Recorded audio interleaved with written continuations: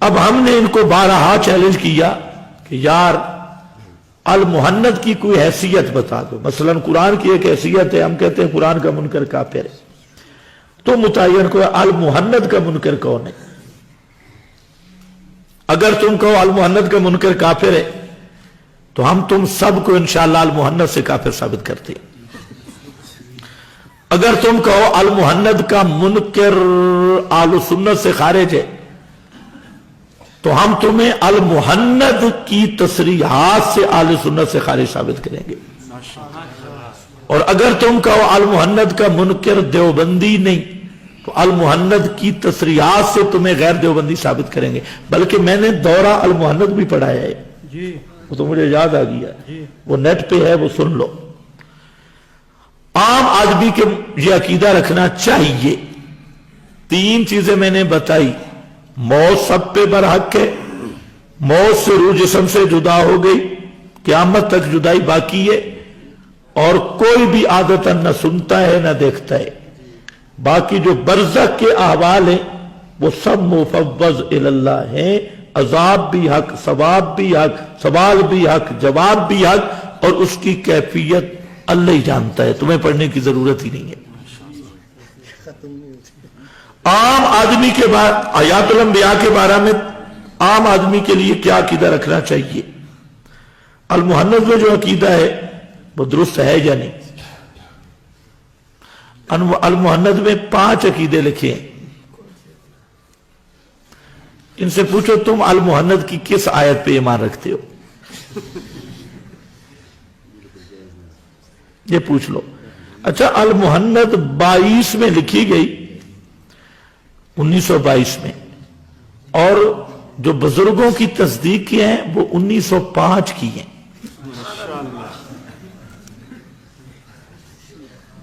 پتہ نہیں تمہیں پتہ بھی ہے نہیں.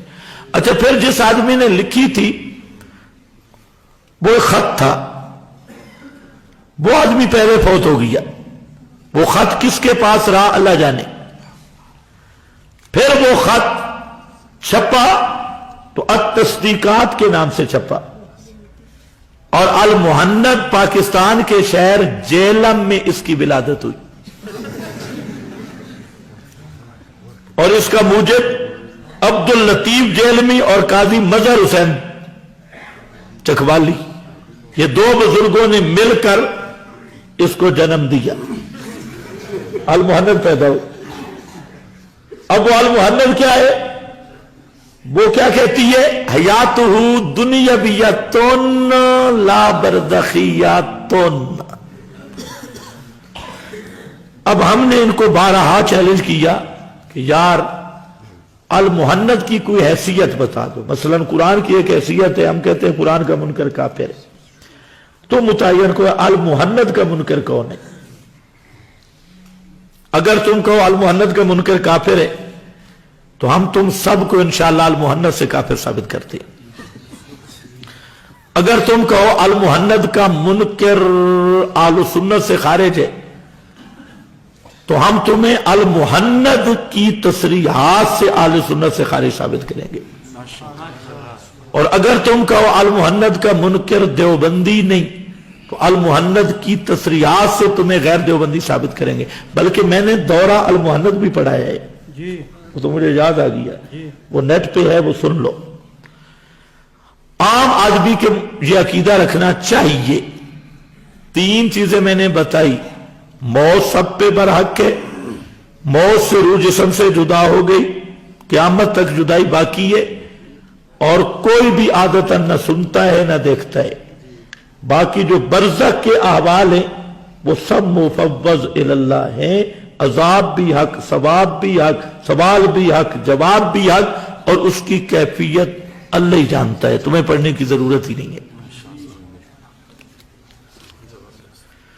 خبر واحد سے عقیدہ ثابت نہیں ہوتا، یہ اصول اہل سنت کا ہے. تو ماخذ کیا ہے؟ میرا خیال ہے بیچارہ سویا ہوا تھا. ماخذ سورہ یونس ہے، اس کے حوالے میں نے دے دی. ہاں بھائی دیتے ہو بیچارہ کوئی بد دعائی نہ کرے، میری پرچی رہ گئی. ہمارا عقیدہ موت کے بعد برزخی حیات کا ہے. حالانکہ دلائل پیش کرتے ہیں وہ جنت والی حیات کے کرتے ہیں، تو برزخی اور جنتی اس کی آپس میں نکیزیں، تم اوگی میں بھی بیٹھے اور پاکستان میں بھی بیٹھے ہو، رات میں بھی بیٹھے اور مسجد میں بھی بیٹھے ہو، تو آپ کہیں یہ عجیب بات ہے، جہاں ہم رات میں ہیں یا مسجد میں یا اوگی میں ہیں یا پاکستان میں، صحیح آپس مل کے آپ نے نکیزیں بنائیے۔ بریلوی جو اعتقاداً مشرک ہے، ان کے ساتھ قربانی کرنا کیسا ہے؟ بڑی بے غیرتی ہے۔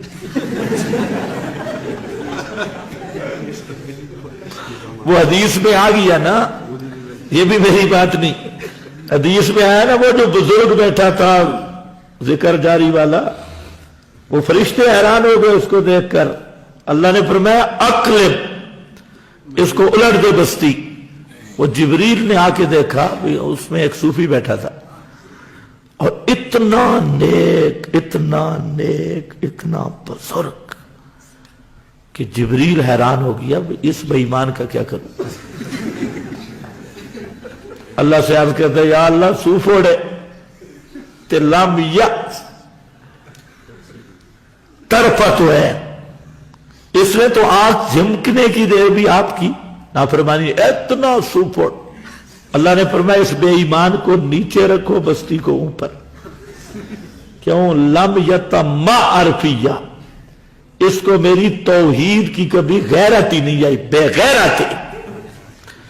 اللہ توحید کے معاملے میں بے غیرت ہونے سے محفوظ رکھے، سنت کے معاملے میں بے غیرت ہونے سے محفوظ رکھے۔ اس لیے میں نے کہا کہ کوئی مولوی یہ نہ کہے یہ اخلاق سے گری ہوئی بات ہے۔ عرض اعمال کے بارے میں تفصیل کیجئے، اعمال کی جزا کس نے دینی ہے؟ یا رسول نے؟ تو اعمال بھی اللہ کے دربار میں پیش ہوتی، توجہ ہے میری طرف؟ ایک آیت سن لو، ایک حدیث متواتر اور ایک خبر باعث سن لو۔ آیت ہے یوم یجمع اللہ الرسل فیقول ماذا اجبتم قالوا لا علم لنا، اور 300 کے قریب مفسرین نے لکھا، اس کی 5 توجیہات ہیں، لیکن جس توجیہ کو ترجیح دی گئی وہ یہ ہے کہ لا علم لنا بعد وفاتنا، کہ سوال کا تعلق ہے کہ تمہاری موت کے بعد تمہاری امتیں کیا کرتی رہی، تو سب انبیاء کہیں گے لا علم لنا۔ کیوں؟ جب دنیا سے ہم چلے آئے نا، دنیا غیب بن گئی، اسباب ختم ہو گئے، اور اس کی علت بیان کی انکا انتا علام الغیوب، سب غیبوں کو جاننے والا صرف تو ہے، ہم نہیں جانتے۔ تو یہ آیت نص ہے کہ کوئی جو صوفیوں نے جھوٹ بولا صبح و شام کہ ہر جمعرات کو نبی پاک پہ عمل پیش ہوتے ہیں، وہ ایک بے ایمان کہہ رہا تھا آپ کا دل دکھتا ہے، قبر میں آپ تڑپ جاتے ہیں، تو قبر کی تکلیف کا نام عذاب قبر ہے، تو جو رسول کے لیے عذاب قبر مانے ہوگا تو مسلمان لہسا۔ اچھا خیر، کہتے نبی پاک قبر میں تڑپ جاتی ہے، آپ کو تکلیف ہوتی ہے، دکھ ہوتا ہے، جس سے پوچھو بھئی قبر کے دکھ کا نام کیا ہے؟ جو رسول کے لیے عذاب قبر مانے۔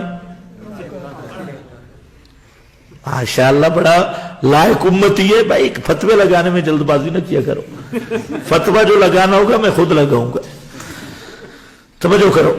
خیر اب آؤ، حدیث متواتر ہے انکا لا تدری ما احدثوا بعدک، 32 صحابہ سے مروی ہے۔ اچھا، کہ جو آپ کی موت کے بعد انہوں نے بدعتیں گھڑی، آپ کو پتہ، یہ جو ذکر جاری کی مجلس قائم کرتے تھے انکا لا تدری، آپ کے علم میں بھی نہیں ہے، یہ جو اور جتنی بدعتیں کرتے تھے آپ کو پتہ نہیں ہے۔ یہ تو اگر عرض اعمال ہو تو انکا لا تدری کا کیا معنی ہے؟ حضرت عائشہ پہ تہمت لگی، 40 دن تک عرض اعمال کیوں نہیں ہوا؟ حضرت ثابت بن قیس غائب ہوئے، عرض اعمال کیوں نہیں ہوا؟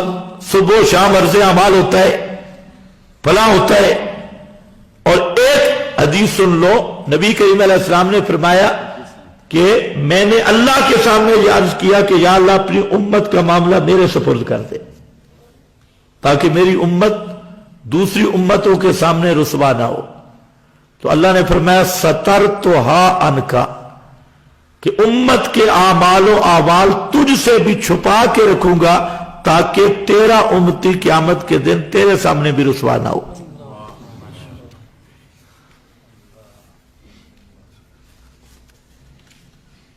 کوئی نہیں، کوئی علمی بات کوئی بھی نہیں۔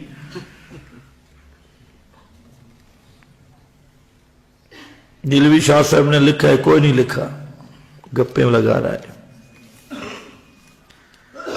ان تسمع اللہ من یؤمنوں میں مومنین کے لیے سما کا سما ثابت ہے، بالکل جیندے مومنین، زندہ مومن سنتے ہیں پیارے نہ ہوں تو۔